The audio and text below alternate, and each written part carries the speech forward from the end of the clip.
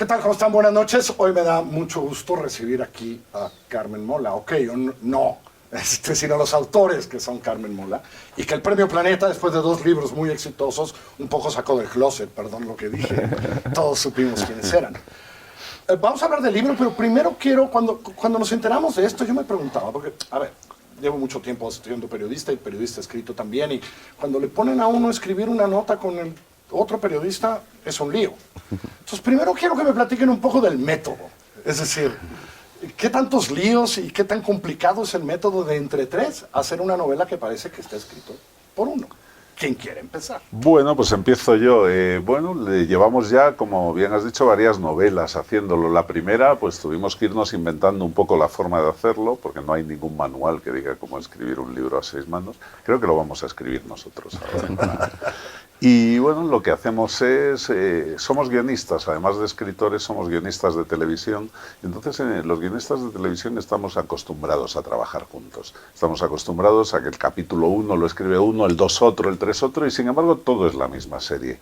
Y decidimos utilizar ese mismo esquema de trabajo. O sea, nos reunimos, decidimos qué es lo que queremos contar, cómo lo queremos contar, y entonces cuando ya tenemos la escaleta del libro hecha, capítulo por capítulo, guión, claro. sí, Totalmente. nos vamos cada uno a nuestra casa, a eso que hacemos los escritores, de estar solos, encerrados, sin que nos echen maní para que escribamos, y cuando acabamos cada uno nuestra parte, pues la intercambiamos entre los 3 y empezamos... Y entonces vienen comentarios, quiero suponer, es decir, sí. ¿no? El comentario de, es que tú escribiste el 1 y entonces eso me hace que yo corrija este 3, Sí. o yo te pido que tú corrijas este 1, supongo que por ahí va el método, ¿no? Hacemos los reajustes, comentamos lo que ha hecho cada uno y luego reescribimos la parte de los demás, de forma que todos pasamos por cada página del texto. Y eso parece, además eso ayuda, digamos, a una cosa de estilo, quiero suponer también. Claro, al si final... todo el mundo le mete un poco de mano a alguno, el estilo se va apareciendo, ¿no? Eso es lo más complicado, porque metemos mano en el trabajo de los demás y el otro no se enfada. Yo creo que eso es lo más complicado. Cuando uno escribe a medias, siempre te molesta que te toquen por aquí y por allá el texto, ¿no? Nosotros no nos enfadamos, vamos mezclando todo, porque escribimos todos No todo. se han enfadado, déjame Todavía. decirlo. ya van 3 en las enfadadas. Vamos a ver. ¿Por qué ese Madrid del siglo XIX, ¿no? ¿Por qué? ¿Cuál fue ahí quien quiera? Bueno, pues ahí nosotros estábamos escribiendo una serie que es una serie de novelas policíacas, ¿no? De novela negra, y estábamos en plena pandemia y era muy raro, estábamos encerrados en casa, empezamos las reuniones para escribir una nueva novela policíaca y de repente nos dio como vértigo, porque nadie sabía cómo iba a ser la realidad cuando nos dejaran salir de casa. Si no nos íbamos a poder tocar, entonces tampoco iba a haber asesinatos, no había nada que contar en ese caso. Si no podía salir, no iba a haber muertos. Pues. No había muertos. De esos, no de los que otros matan. Y entonces ahí se nos ocurrió pues, parar eso que estábamos haciendo e irnos a escribir un thriller histórico, ¿no? Irnos ahí al pasado y también probarnos en un género diferente, probar que si Carmen Mola era capaz de escribir otra cosa aparte de novela policíaca. Pero la elección de ese año en ese Madrid, supongo que también hay una lógica. Sí, hay una lógica. Encontramos un episodio... Hay una epidemia antes, etcétera, eso lo entiendo, pero también lo otro, ¿no? Nos gustó La matanza de frailes, que es una tarde de junio de 1834 en la que el pueblo de Madrid se levanta en un ataque de ira contra el clero, irrumpe en 4 iglesias y asesina a 80 frailes. Eso nos pareció un incidente poco conocido de la historia de España que merecía ser contado. Y nos pusimos a investigar en ese año. 1834 es bisagra entre el antiguo régimen y la edad moderna, digamos, en Madrid. Está Madrid ahí como un territorio sin ley que no se sabe para dónde va a ir. Y ahí nos encontramos con la epidemia de cólera, que nos venía muy bien. La epidemia de cólera que tenía unas medidas de restricción muy parecidas a las actuales. Y nos parecía que había un diálogo ya entre el pasado y el presente que era muy oportuno y que merecía ser explorado. Y después de la elección de la personaje, ¿qué tiene? 14 años, ¿no? Sí, 14 años. ¿Sí? Bueno, queríamos... Una chiquita, pues, es decir, para estos tiempos, a los 14 años en aquel entonces no eras tan chiquita, pues, ¿no? Pero para estos tiempos, ¿no? Pues teníamos la idea de hacer una novela un poco dickensiana, con aromas de Dickens. Y claro, Dickens, pues teníamos a David Copperfield. Bueno, pues queríamos un personaje de esa edad, un personaje muy desfavorecido, pero que se enfrenta a una sociedad muy hostil. Y llegamos a Lucía, nuestra protagonista, una niña de 14 años, no tan niña en aquella época, que busca a su hermana. Y en realidad, por mucho que vistamos la novela de cólera, de asesinatos, no deja de ser una niña buscando a su hermana, enfrentándose a una sociedad muy hostil. Y a partir de ahí pues le pusimos otros personajes para que le ayudaran. Personajes, como somos guionistas y los guionistas somos, o los escritores somos malas personas, pues no le pusimos al equipo A, le pusimos a un equipo bastante precario para que saliera. O por lo menos bastante raro, ¿no? Sí. Y bastante extraño entre los personajes que lo acompañan, ¿no? Sí, son todos bastante marginales, o sea, desde el periodista Diego, que es un periodista con ínfulas, con ambición de ser un Larra, ¿no? Que en ese momento en España era como una estrella, y él quiere serlo, pero en realidad no tiene el talento, no lo consigue, y se pierde un poco en amoríos y otro tipo de historias, ¿no? O Donoso, que es un...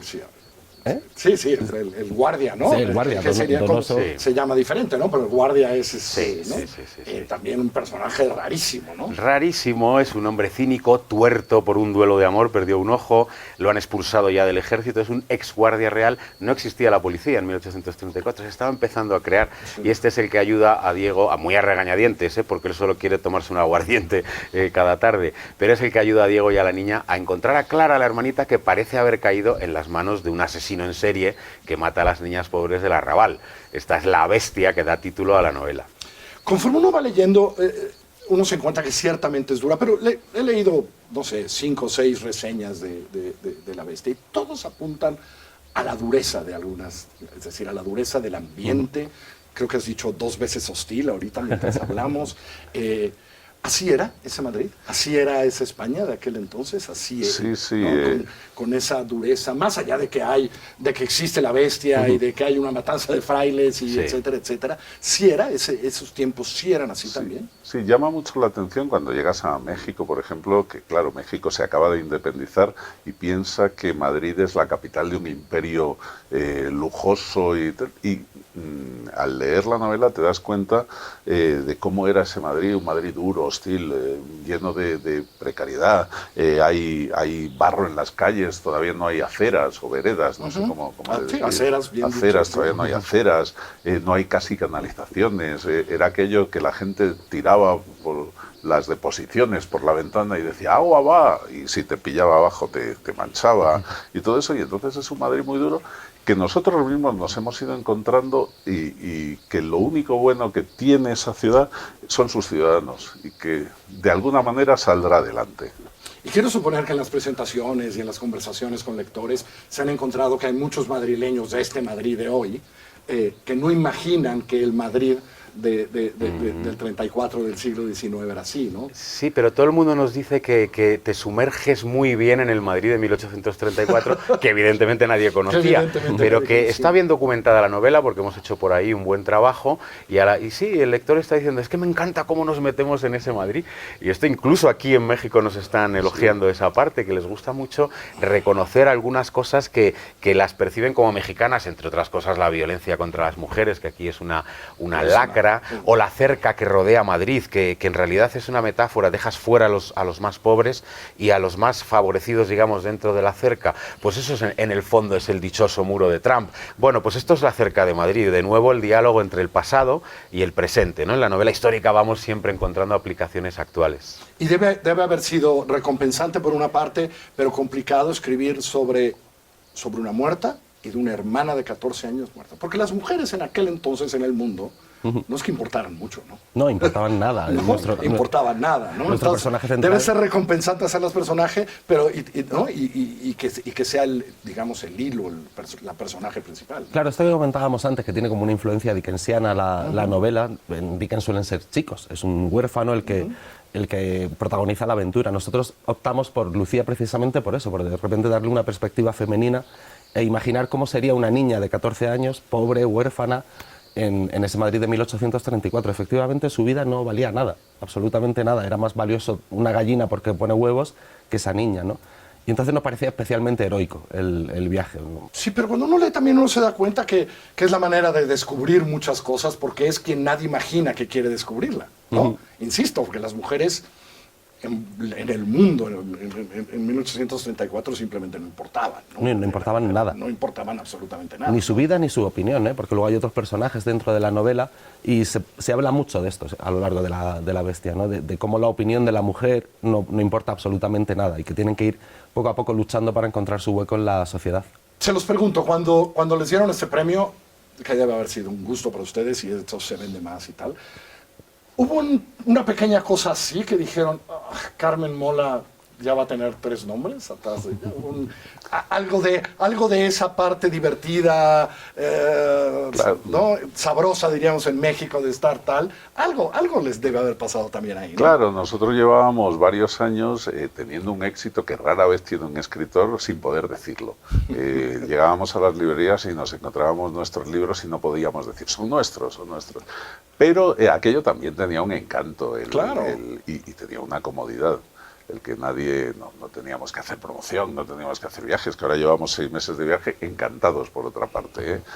Y entonces, pero pensábamos que nos estaban a punto de descubrir. Eso que uno se siente más importante de lo que es y que tiene la sensación de que todo el mundo en el desayuno, en cada familia, se habla de quién será Carmen Mola, que evidentemente era mentira.